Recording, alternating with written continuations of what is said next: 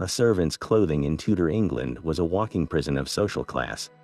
The vibrant silks and velvets of the nobility are famous, but the drab, coarse garments worn by the men and women who ran their households tell a far more revealing story.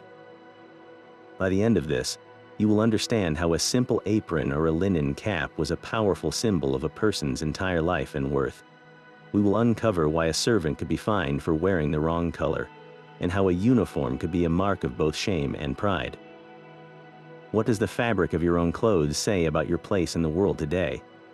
These laws were not gentle suggestions, but strict, enforceable codes written directly into the statute books.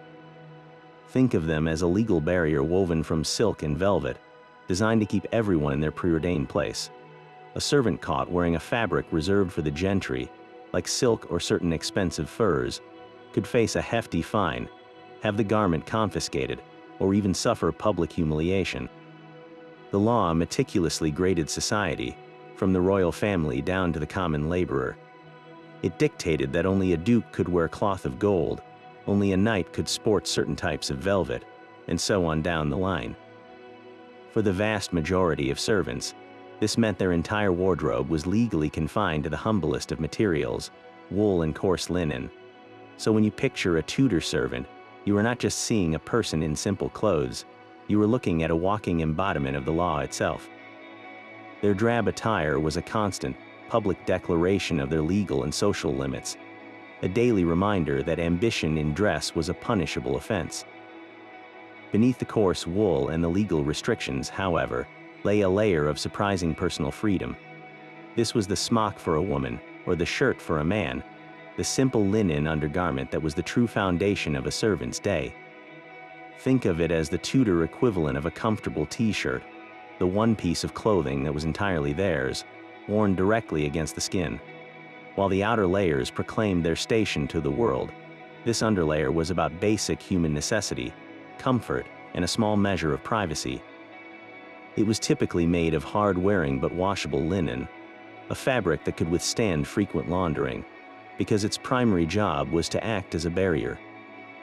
It absorbed the sweat and grime of a long day's labor, protecting the more expensive, and often harder to clean, outer garments like woolen kirtles or jackets. This simple act of layering was a practical form of household economics, making the servant's main uniform last much longer between cleanings. And because of this need for frequent washing, a servant might own 2 or even 3 of these smocks or shirts, making it the one part of their wardrobe where they could have a spare. Can you imagine the small comfort of pulling on a clean, freshly laundered linen smock at the start of a grueling day? It was a tiny piece of personal cleanliness and dignity in a life defined by service. This humble garment, unseen by most of the household, was the servant's own intimate territory, a thin layer of cloth that separated their skin from the demands of the world above them. So what did a Tudor servant wear over that simple linen smock? For a woman, the answer was almost always the kirtle. This single garment was the workhorse of her entire wardrobe, a practical combination of a fitted bodice and a full skirt. It was not a fancy dress for courtly dances, but a tool for survival, designed to withstand the physical demands of her day. She would have laced it up the front or the back each morning, a daily ritual preparing her for hours of scrubbing floors, carrying heavy trays, or working near the open fire of the kitchen. The fabric was as tough as her duties, typically a sturdy, hard-wearing wool or a rough blend of linen and wool called linsey woolsey. Can you feel the coarse texture of that cloth against your skin? This was not about fashion, it was about function. The kirtle's fit was close enough to allow for free movement without getting in the way, yet its skirt was full enough to permit her to kneel, bend, and stretch without tearing the seams.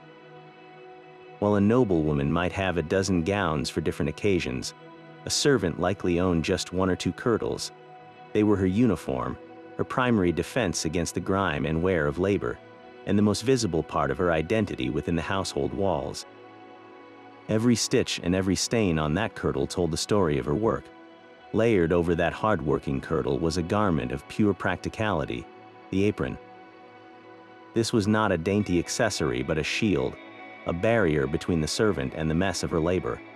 Woven from coarse, sturdy linen or even scratchy hemp, It was designed to endure. Picture a scullery maid, her arms deep in greasy dishwater, the front of her apron absorbing splashes and spills that would have ruined her primary kirtle. That single layer of cloth was a crucial piece of household economics, saving her mistress the cost of replacing a more expensive garment.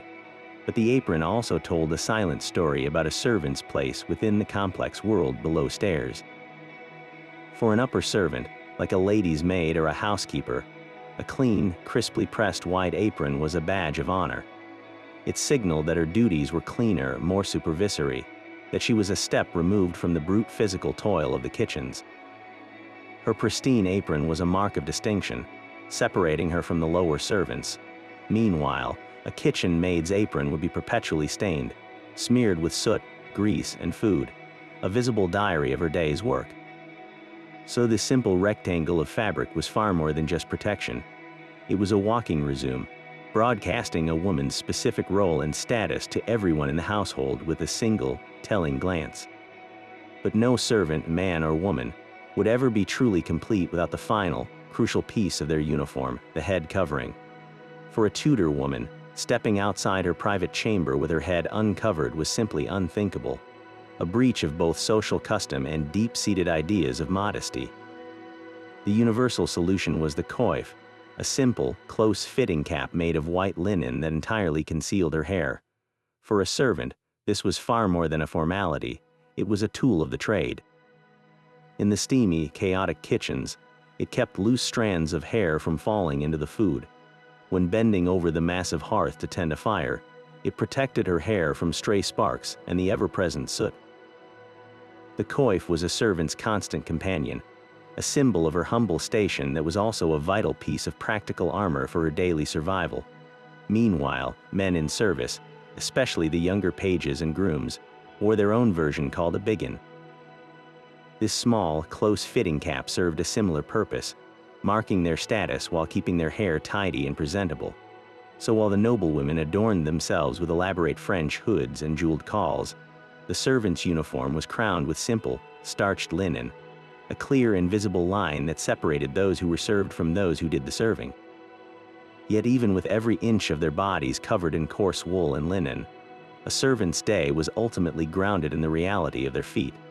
While their masters might have worn fine leather shoes indoors, a servant's footwear was built for endurance and the unforgiving terrain they crossed daily. Their shoes were simple, made from sturdy leather, with flat soles and often just a single strap to hold them on.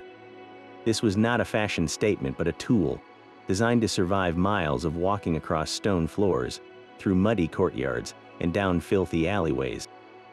But the true secret to keeping these precious shoes intact was an ingenious contraption known as pattens. Picture a wooden undersole, elevated on an iron ring or a carved wooden platform, strapped right over the regular shoe. These were the Tudor equivalent of waterproof boots. A servant would clatter through the streets on these raised platforms, lifting their feet clear of the worst of the mud, animal waste, and general grime that coated every outdoor surface.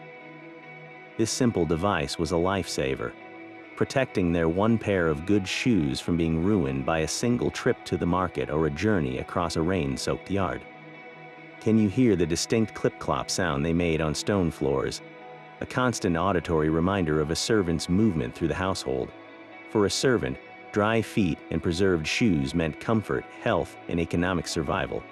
And these wooden platforms were the humble, essential technology that made it all possible.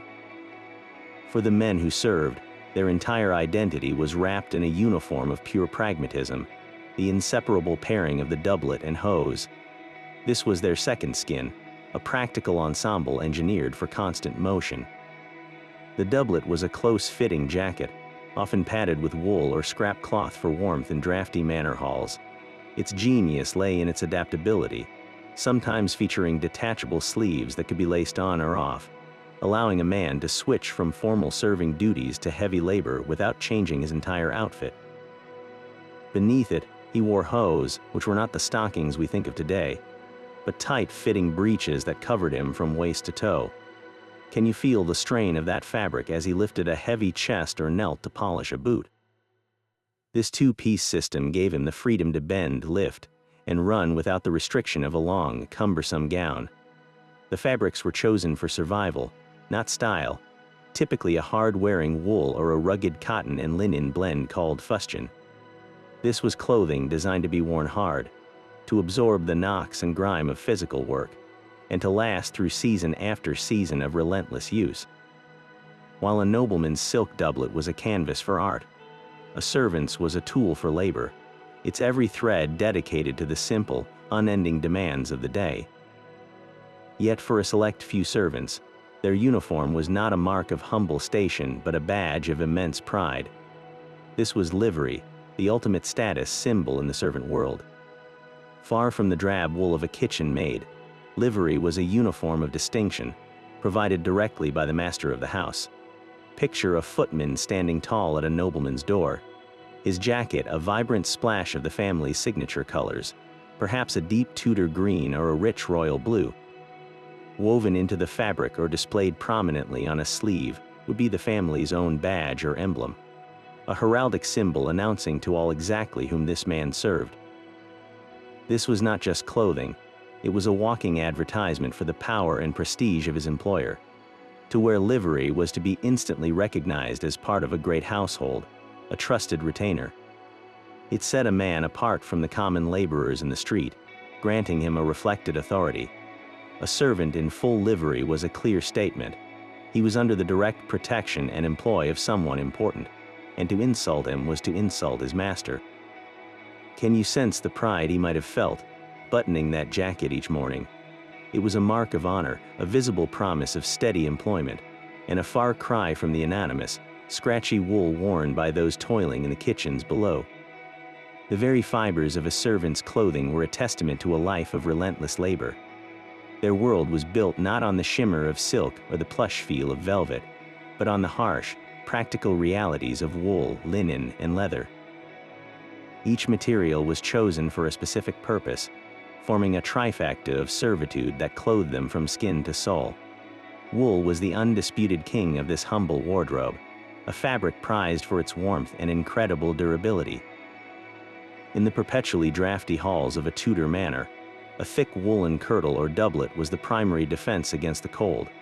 It had to withstand years of scrubbing, kneeling, and carrying, its coarse texture a constant reminder of the physical demands of the day. Next to the skin, however, was the domain of linen. This was the chosen fabric for smocks and shirts because of its remarkable washability. Linen could be boiled, scrubbed, and bleached in the sun, allowing for a small measure of cleanliness and personal hygiene in a grimy world. Finally, leather provided the essential armor for the extremities, shaped into sturdy shoes that trod miles of stone floors and tough aprons that shielded clothing from the mess of daily chores. Even within this limited material world, a subtle hierarchy existed. An upper servant, like a steward, might wear a kirtle of a slightly finer, softer wool, while a scullery maid may do with the roughest, scratchiest cloth available. The colors told their own story of constraint. The palette of servitude was a spectrum of drabness, dominated by browns, murky grays, and dull greens, often achieved with cheap, fugitive dyes. Many servants simply wore the natural, off-white color of undyed wool, a shade that readily showed the dirt and wear of their labors. Can you see the visual landscape of a great household? The vibrant, jewel-toned lords and ladies moving through a sea of these subdued, earthy figures. The very clothes on their backs were a daily, tangible lesson in the social order, woven from threads of necessity and limitation. So the very color of a servant's world was muted by law. While the Tudor elite painted their world in jewel tones of deep crimson, rich purple, and vibrant green, the servants who moved amongst them were legally confined to a spectrum of drabness. Theirs was the palette of what was called sad colors, the natural undyed shades of off-white wool, the earthy brown of russet, the dull orange of tawny, and the murky, brownish red of murrey. A splash of vibrant color was a rare and significant event, usually arriving only in the form of a livery coat provided by a great lord, a borrowed prestige that was not their own. For the vast majority, their daily uniform was a walking declaration of their place. Can you see the visual hierarchy of a great hall, a vivid tapestry of noble silks set against a background of these subdued, earthy figures. This was no accident of fashion. It was a deliberate and constant visual reminder of the social order. Every glance at their own sleeve reinforced the invisible walls of class, teaching a silent, daily lesson that some colors, like some stations in life, were simply not for them. And in the steamy, soap-scented heart of the household, the laundry maid faced a unique battle against the very elements of her trade. Her uniform was her primary defense, a practical armor designed to withstand boiling copper vats, harsh lye soaps, and the perpetual damp that clung to the air. While other servants might worry about a stray splash of grease, her entire day was a deluge. She would have layered coarse linen smocks, one over the other, creating a thick, absorbent barrier between her skin and the scalding water. Under her heavy woolen kirtle, she wore thick stockings, not just for warmth in the damp laundry room, but as crucial protection for her legs, and on her feet, her most vital tool after her own hands, were her pattens. These wooden platforms were essential here, lifting her out of the puddles of soapy water and spilled rinse water that flooded the stone floor. Can you hear the constant clatter of her pattens as she moved from the wash tub to the wringing post, a rhythmic sound marking her endless cycle of work? Her own garments, though simple and frequently washed in the very waters she toiled over, could never escape the evidence of her labor. The colors, likely muted to begin with, would be faded pale by the sun and lye. The fabric at her elbows and across her lap would grow thin from leaning against the rough edges of the tubs and the constant friction of scrubbing. Her entire appearance was a testament to a specific, grinding form of service, where the fight for cleanliness waged a quiet, destructive war on the very clothes she wore. While the laundry maid battled soap and water, the kitchen staff waged their own war against fire and steam. The Tudor kitchen was a sweltering, dangerous world, and every stitch of clothing worn there was a matter of survival. The cook, presiding over this organized chaos, needed attire that offered protection above all else. That heavy linen apron, so common among servants, became here a vital shield against bubbling stews, spitting grease, and the searing heat of a cast iron pot. Sleeves were a constant hazard near an open flame, so they were perpetually rolled up to the elbow, revealing forearms likely crisscrossed with the small, shiny scars of old burns. Can you hear the sizzle of a drop of sweat hitting a hot griddle? This is why head coverings were non-negotiable. The simple linen coif was pulled tight, ensuring not a single strand of hair nor a bead of perspiration could find its way into the Lord's meal. Their shoes, those sturdy leather flats, were chosen for the dangers underfoot. A dropped carving knife or a stray hot coal from the hearth could mean a serious injury, so a thick sole was the only barrier between a cook's foot and a calamity. In this environment, clothing was not about social law or even modesty. It was pure, unadorned practicality. Every element of their uniform was a direct response to the relentless, elemental threats of heat, sharp metal, and boiling liquid that defined their daily existence. High above the steamy kitchens and bustling courtyards, the world of service took on a different hue. A governess or a lady's maid navigated a delicate social tightrope, living and working in the intimate sphere of the nobility. Their clothing had to reflect this impossible position, balancing their clear status as paid employees with the need to appear presentable in the refined rooms of their masters. While their garments were still woven from the legally permitted wool and linen, the quality was unmistakably finer. This was not the scratchy, coarse wool of a scullery maid, but a softer, more tightly woven cloth that draped elegantly rather than hanging stiffly. The cut of their gowns followed the fashionable lines of the day, albeit in a simpler, more restrained form. Can you sense the subtle difference? A kitchen maid's kirtle was built for survival, while a lady's maid's was tailored for presentation. Her daily uniform was a quiet performance of respectability, a visual assurance to her mistress that she was fit to handle precious silks and be a discreet presence in private chambers. This was a uniform designed not to repel grime, but to avoid causing offense to genteel sensibilities. The most significant sartorial privilege, however, came not from a tailor but from a mistress's wardrobe. The gift of a cast-off gown was a momentous event, a transaction that complicated the clear lines of the sumptuary laws. Imagine a lady's maid being handed a kirtle of deep blue silk, a color and fabric she could never legally purchase for herself. While she could not wear it in public as a gown, the rules were often quietly bent within the private world of the household.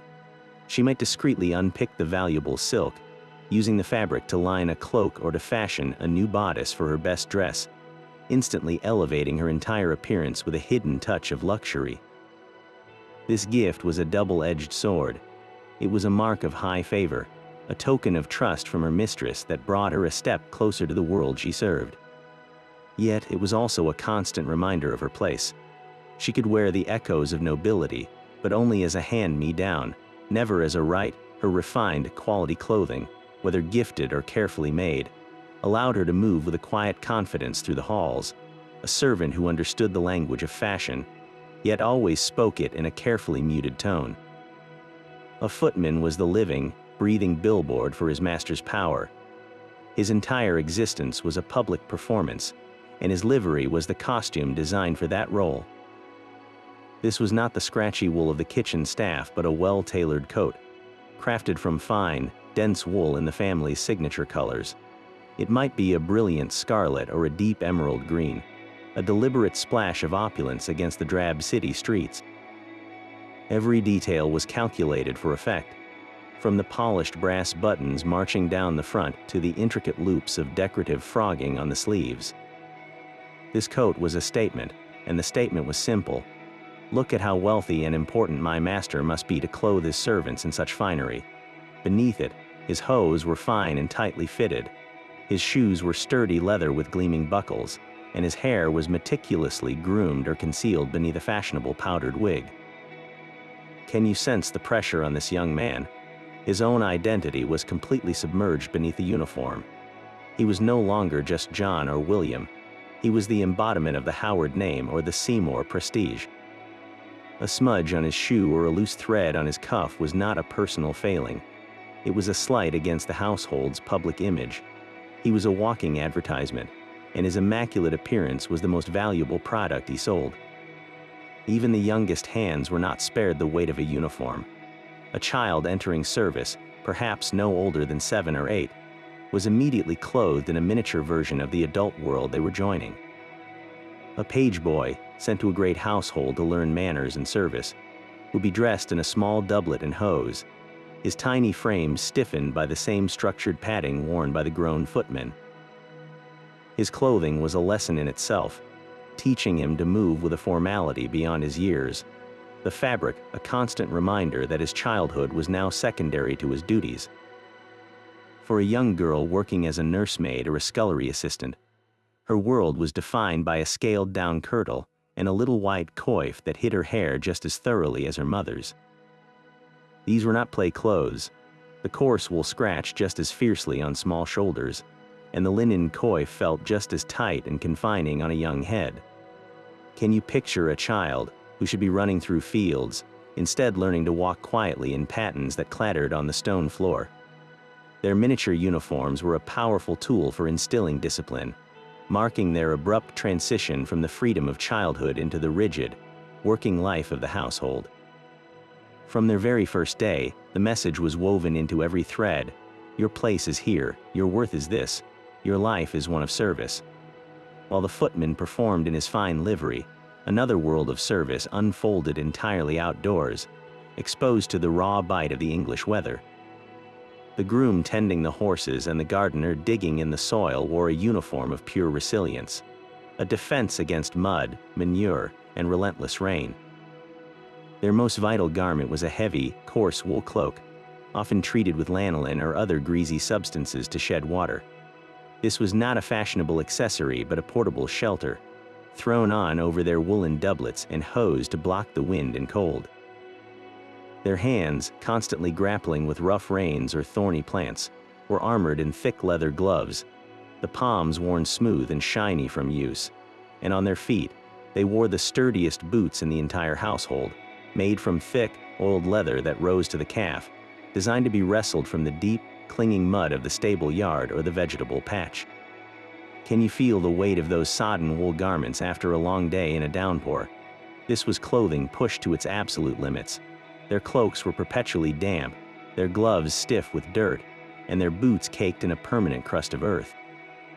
It was common to see their sleeves and knees reinforced with rough, mismatched patches, a visible diary of tumbles, scrapes, and hard labor.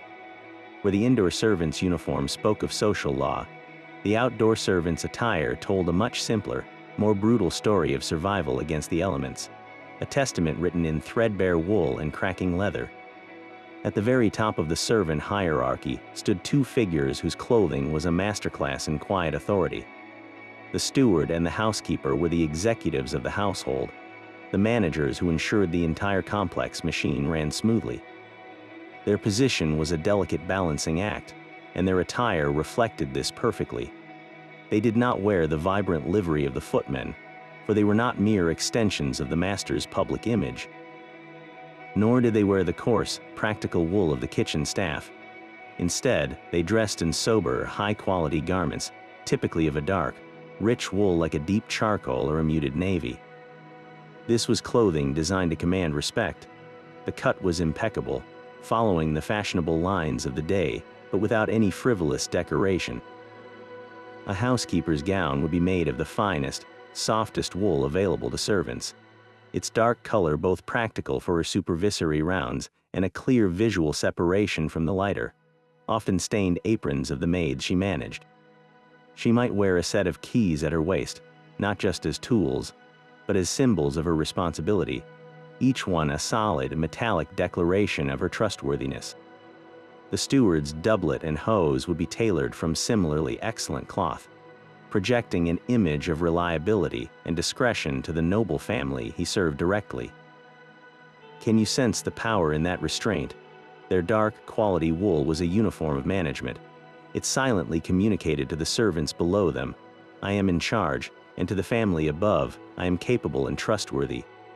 In a world of vibrant silks and drab linens, they carved out a space of their own, using the language of fine, dark cloth to speak of duty, order, and quiet, undeniable power. But even within this rigid national framework, a servant's location painted subtle variations onto their uniform. The wardrobe of a footman in a grand London townhouse was a world apart from that of a dairymaid on a windswept northern estate. In the capital, servitude was a public performance, and clothing was a key part of the script. A servant in a wealthy London household was far more likely to be issued a standardized, almost corporate-looking livery. This was clothing designed for urban spectacle, to be seen and recognized in the crowded, competitive streets of the city. The colors were brighter, the tailoring sharper, all to broadcast the family's wealth to a dense audience of peers and rivals. Yet, travel just a day's journey into the countryside, and the rules softened, dictated less by fashion and more by raw necessity. On a remote country estate, a servant's clothing was often homespun, woven from wool sheared from the master's own sheep and dyed with local plants like woad or madder root. The silhouette remained the same kirtles and doublets and coifs, but the feel was different, more rustic and self-sufficient. A plowman's leather jerkin might be patched with deerskin from a local hunt, and a shepherdess's cloak would be thick, heavy, and pungent with lanolin, a far cry from the refined, if drab, wool of a city servant. These regional fabrics and slight stylistic quirks were the small, personal accents in a life of conformity. A servant in Cornwall might favor a different cut of apron, while one in Yorkshire might wear a distinct style of cap. But these were minor melodies in a much larger, unchanging symphony. No matter the county, the overarching rules of the sumptuary laws and the unyielding social hierarchy ensured the basic message of their clothing never changed. The coarse wool, the simple lines, the lack of adornment, these were constants from the Scottish borders to the coast of Kent. Their clothes were a national uniform of service, with only the faintest, most local of dialects woven into the thread. This entire uniform, from the livery coat to the humble coif, was part of a complex economic web. Every stitch represented a financial transaction between servant and master. For those at the very top, the footmen and the coachmen who were the public face of the household, Their splendid livery was provided free of charge. That vibrant wool coat with its polished buttons was not a gift, but a calculated part of their wages, a direct investment by the master in his own public image. Can you see the unspoken bargain? The servant gained a fine uniform that he could never afford on his own, and the master gained a living advertisement who enhanced his prestige with every public appearance. For the vast majority of servants, however, the responsibility for their clothing fell squarely on their own shoulders.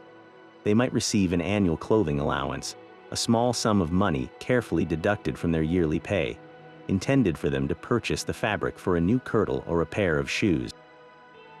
This system placed the burden of maintenance directly on the servant. A maid would have to be a skilled seamstress in her few spare moments, darning holes in her stockings, letting out the seams of an outgrown doublet, or patching the threadbare elbow of her only woolen gown. Her financial stability was visible for all to see in the quality and repair of her attire. A servant with a neatly knitted apron and a clean, well-fitted smock was likely managing her allowance wisely, a sign of thrift and good prospects. Conversely, a servant in ragged, faded clothes was signaling desperation. Perhaps someone whose wages were too low to replace worn-out garments or who had fallen on hard times. In this world, a master's generosity was measured in cloth. A kind or wealthy employer might provide material, such as a length of good wool or a bolt of linen, as a special bonus, drastically reducing the servant's personal expense. This economic dance meant a servant's entire professional identity. Their ability to present themselves as clean, respectable, and capable was a fragile balance between their meager earnings, their own needlework skills, and the occasional charity of the household above them. A servant's relationship with their clothing was one of constant repair and renewal. Every garment was an investment, a precious resource that had to be stretched for years, sometimes even for a lifetime. The concept of throwing away a dress or a doublet because of a torn seam or a frayed cuff was simply unthinkable. Their entire wardrobe existed in a state of perpetual transformation, a cycle of mending, making do, and creative reinvention. A woman's skill with a needle was not a mere domestic accomplishment. It was her primary tool for economic survival. In the dim light of a rush candle after her long day's work had ended, she would take up her sewing kit. Can you see her patiently darning the thin heel of a woolen stocking, weaving new threads back and forth across the hole, or reinforcing the worn elbow of her husband's doublet with a neat, almost invisible patch cut from an older, discarded garment? Her entire financial stability was held together by these tiny, precise stitches. A servant who could not mend her own clothes was seen as wasteful, a poor manager of her own meager resources, and her ragged appearance would quickly become a mark of shame.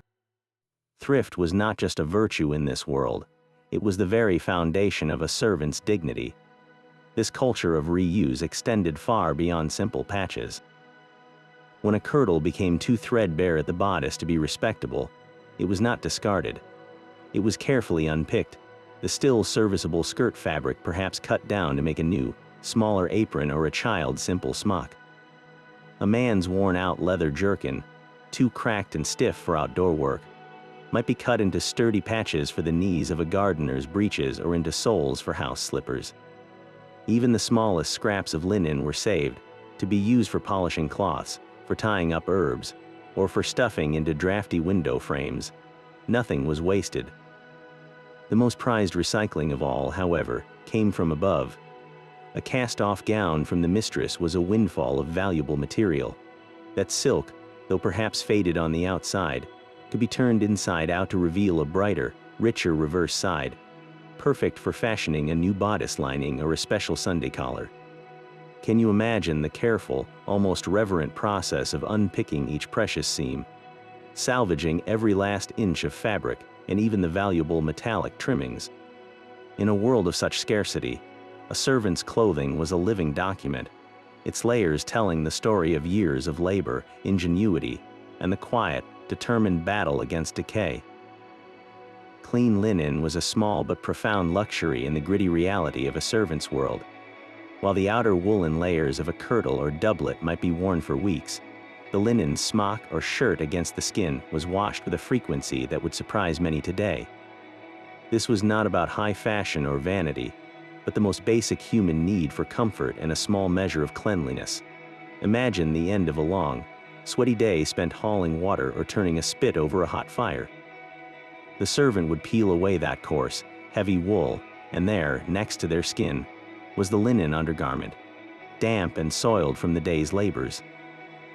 This simple piece of cloth was the first and most important line of defense, a sacrificial layer that absorbed the grime and sweat, protecting the more valuable and difficult to clean outer clothes.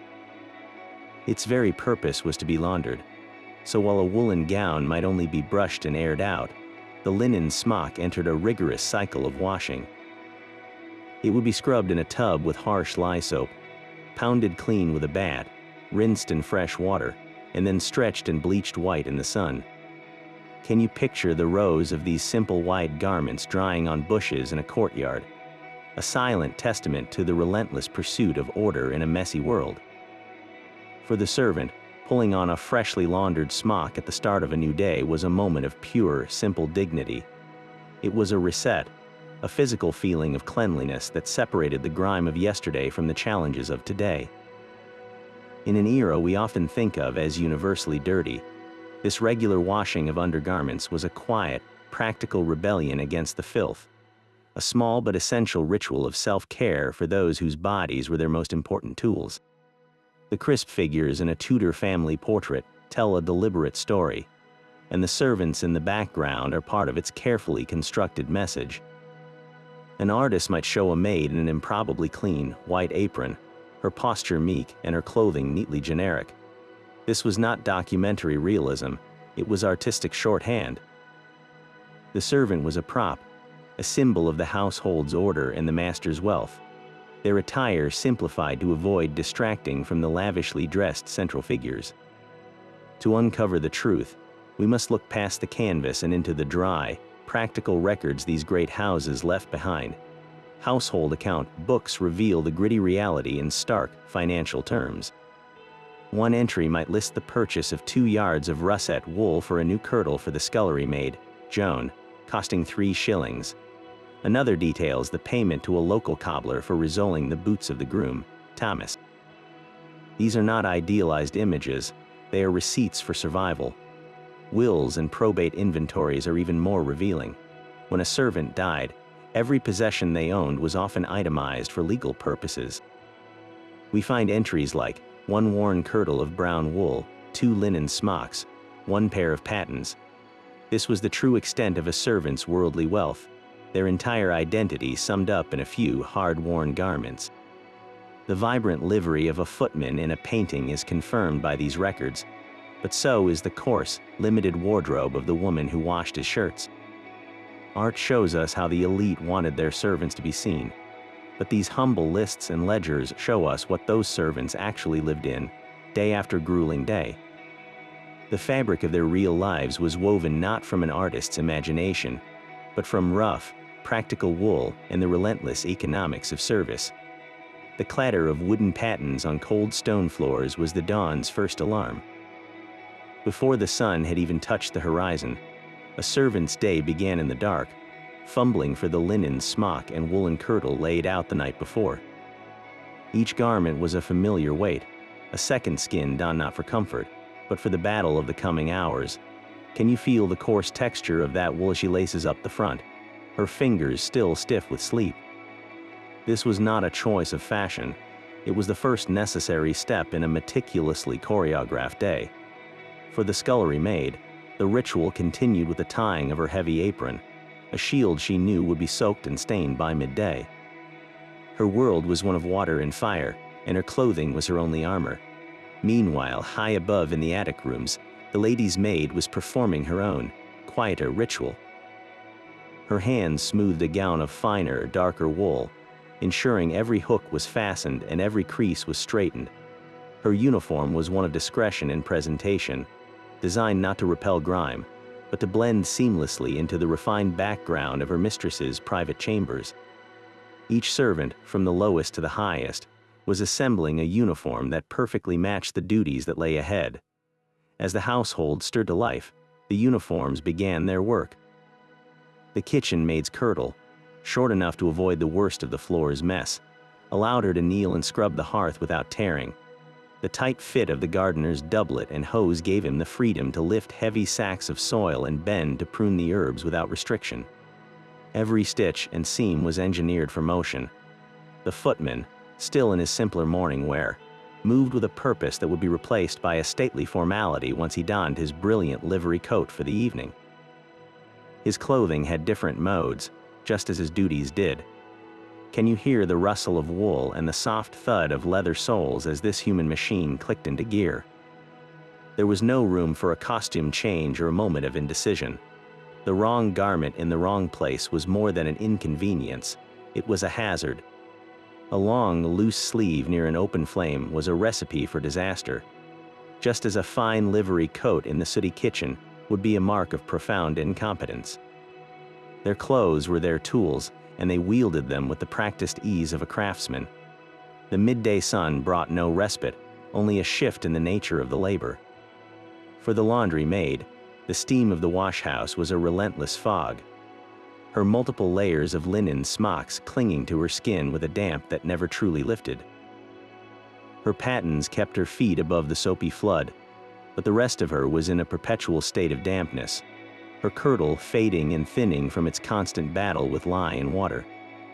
Out in the stable yard, the groom's heavy, greasy cloak was his only defense against a sudden squall, the wool growing heavy with rainwater as he mucked out the stalls. His world was one of leather and earth, and his clothes bore the permanent scars of it. And through it all, the housekeeper moved like a dark, quiet ship through the bustling household. Her sober, high-quality gown was a visual command, its dark color practical for her supervisory rounds, a stark contrast to the pale, often stained aprons of the maids she inspected. The set of keys jangling at her waist was the audible counterpart to her authoritative attire. Her clothing did not toil, it governed. When evening finally descended, the household's costume changed once more. The footman, who had spent the day on errands in his serviceable wear, now stood before a mirror, buttoning himself into the splendor of his livery coat. This was the final transformation. As he fastened each polished button, he was shedding his individual identity and becoming a public symbol of his master's house. His posture straightened, his movements became measured and graceful. His uniform now demanded a performance. Down in the kitchens, the scullery maid was performing her own final duty, untying the sodden apron and hanging it to dry, ready for the same battle tomorrow. Her kirtle, now smelling of smoke and onions, was brushed down, a futile attempt to restore order before she collapsed into a few hours of exhausted sleep. From the first lacing of the smock at dawn to the final unbuttoning at night, a servant's life was a cycle dictated by cloth and thread. Their clothing was the unspoken schedule, the physical map of their day, and the most intimate witness to their relentless grind. So when the last livery coat was hung up for the night, the story of Tudor service did not end. It simply settled into the very fibers of the garments themselves, waiting to be read by those who know how to look. The clothing of a Tudor servant was far more than just fabric. It was a walking text. Every coarse woolen thread in a gardener's cloak spoke of resilience against the wind and rain. Every pristine, starched fold in a housekeeper's dark gown whispered of quiet authority and meticulous order. The vibrant colors of a footman's livery were a shout of his master's prestige, while the faded, oft-mended kirtle of a scullery maid was a silent diary of her daily grind. Together, these garments formed the hidden engine of the Tudor world, the vast and often invisible workforce that kept the candles burning, the fires lit, and the noble elite in their silks and velvets. Their drab attire is a powerful, tangible reminder of the chasm that separated one human from another, a social divide so profound it was woven directly into the law and stitched into every seam. This is a history book written not on parchment, but in cloth and thread, a story of duty, identity, and survival worn on the body every single day.